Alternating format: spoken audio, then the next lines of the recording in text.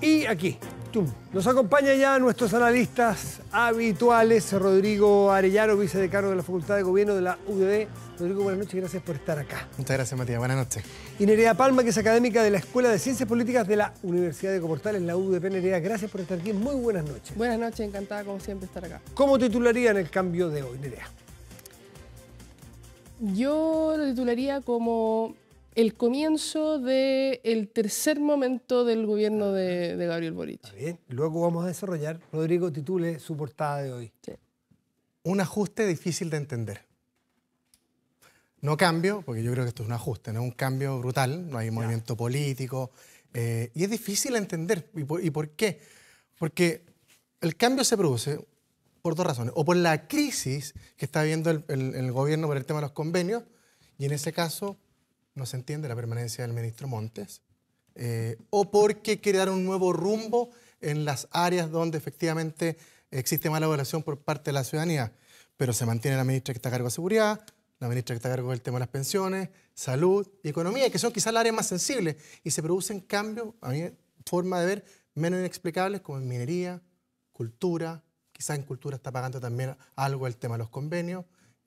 Por eso me cuesta entender, no leo correctamente, he tratado de verlo todo el día, cuál es el sentido final de este cambio. Nerea, ¿por qué crees tú que es un inicio? O sea, si tú dices inicio del tercer tiempo, a ver si te estoy entendiendo bien, para ti no es entonces un cambio mediano, porque cuando uno quiere hacer, yo voy a ir a las referencias cinematográficas que son muy buenas. Un experto una vez decía, las buenas películas como El Padrino, por ejemplo, fíjense ustedes, no mentira, si lo explicaba, tiene una narración y va teniendo hitos. Tiene un funeral, tiene un casamiento, tiene un nacimiento y renace la película.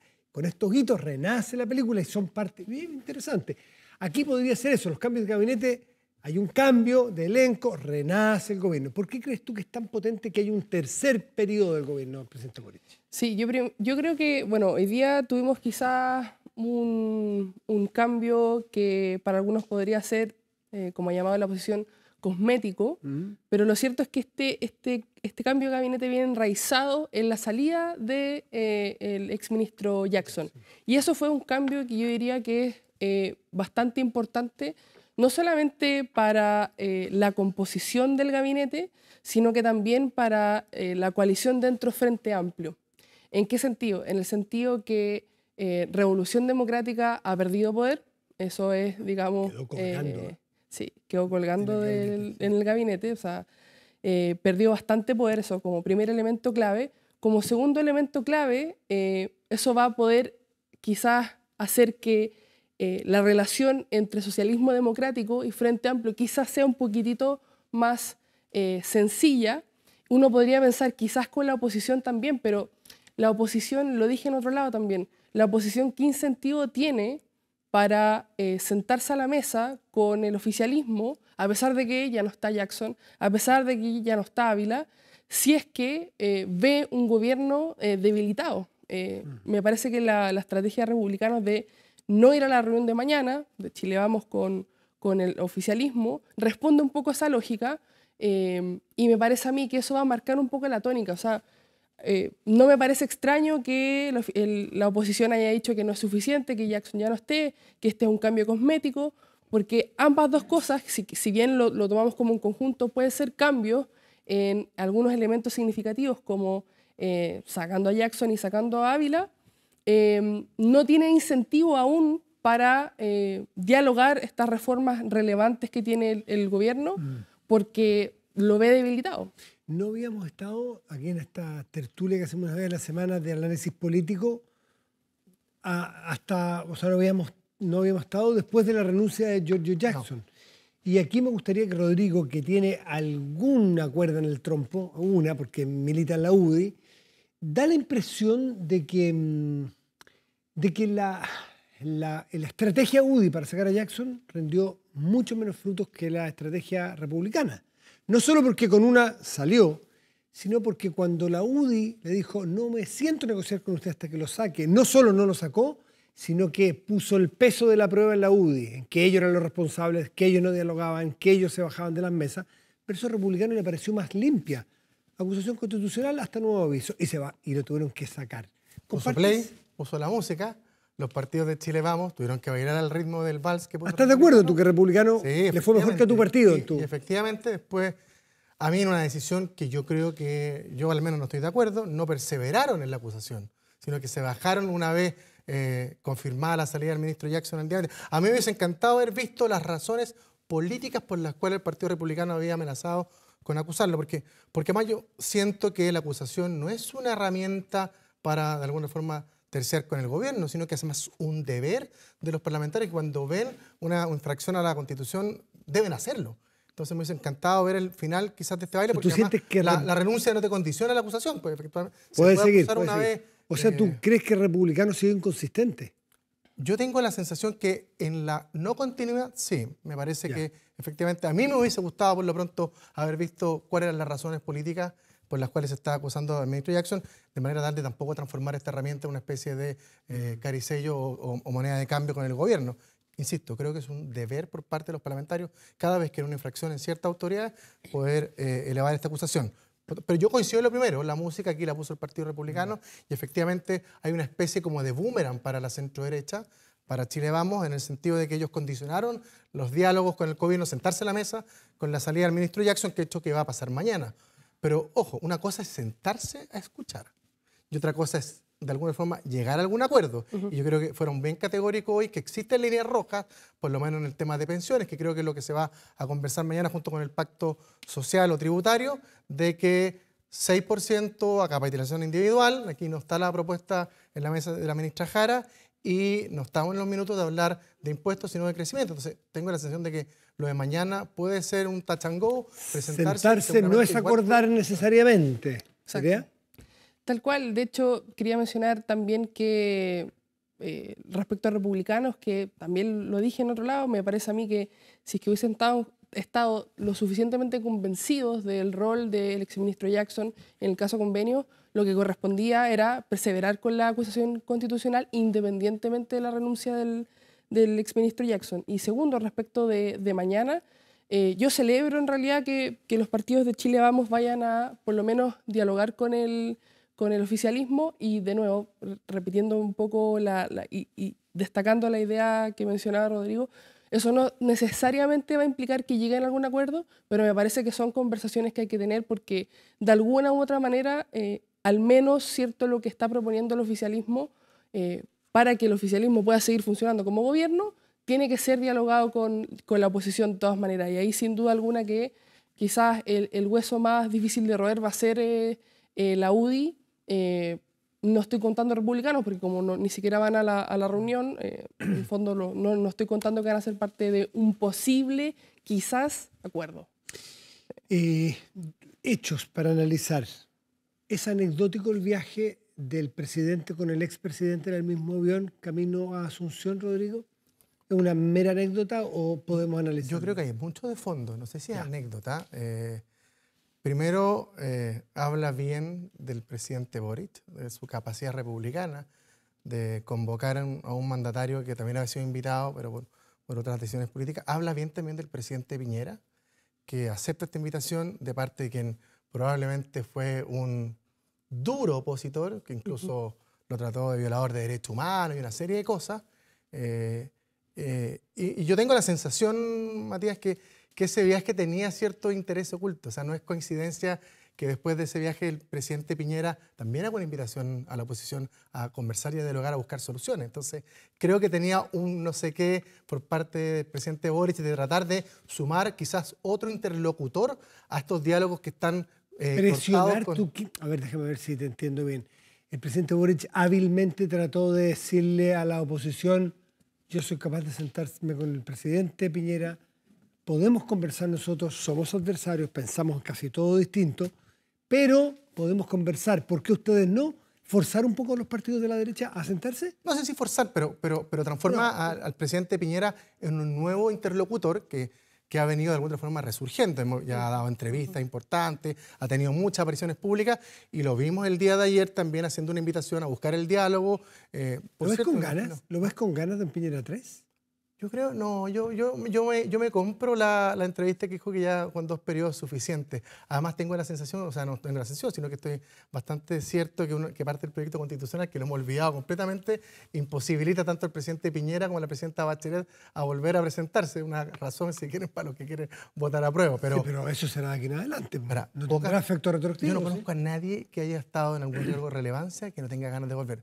Pero tengo la sensación de que el presidente Piñera quiere ocupar más el lugar en que está ahora, la valoración que tiene ciudadana, para tratar de rescatar el legado de lo que fue su gobierno, más que buscar una nueva alternativa. Nerea, ¿a ti te pareció un viaje anecdótico, un gesto de amabilidad solamente, o tiene su mirada política? De todas maneras, tiene una mirada política. Hay intereses tanto del expresidente Piñera como del presidente Boric.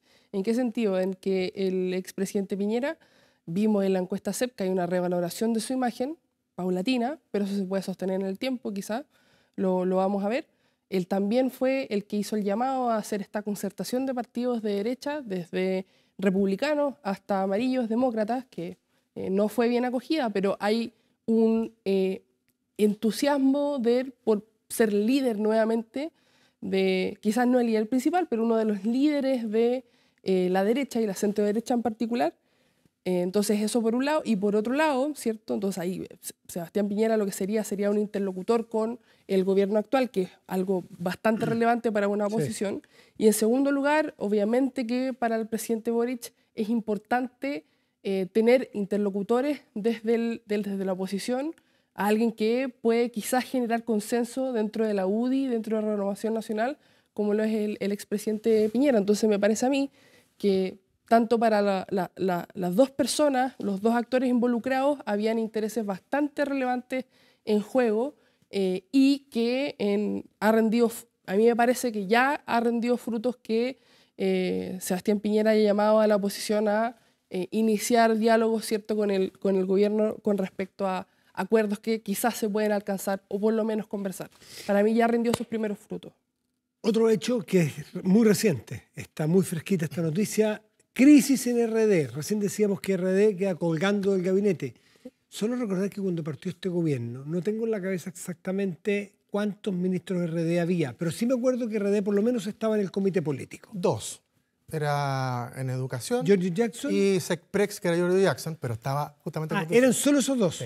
Pero claro, el corazón del mundo estaba político. Giorgio Jackson en la Secprex y estaba en el comité político. Exacto. En el primer cambio sale del comité político. En el primero, no ahora. Sí. Y RD fuera del comité político era llamativo. Muy llamativo. Ahora sale de educación, sale Giorgio Jackson del Ministerio de Desarrollo Social y queda relegado, perdón, no es nada personal contra nadie que trabaje ahí, el mayor respeto, pero en la significación política, el Ministerio de Bienes Nacionales sabemos que no es lo mismo que el Secprex, no tiene el peso político. Si hablamos en términos de Giorgio Jackson, es el último anillo probablemente concéntrico de poder. Y ahí queda RD con su único ministro. Y ahora recién, el presidente Juan Ignacio Latorre de RD, el senador Latorre, renuncia a la presidencia junto a la directiva del partido tras la pérdida de poder en el mismo gobierno. No lo decimos nosotros, lo dice la propia directiva de RD. ¿Qué puede pasar con este gobierno? ¿Qué declive, ¿no?